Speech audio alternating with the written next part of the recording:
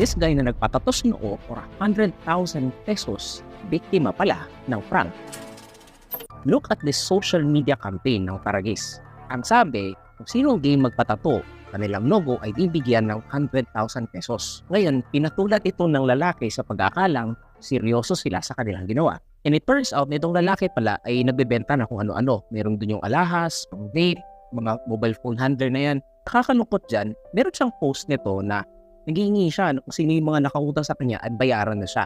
Now, we have two questions here. Number one, kung kaya bang i-remove yung tattoo sa noo niya. Saka number two, may laban ba siya just in case he will file a case. Ngayon, kung mariremove yung tattoo sa noo niya, it would cost him around 2,000 to 7,000 pesos. Pero buti na lang, may mga nag-comment doon sa comment section na willing silang sagutin yung magiging expenses niya.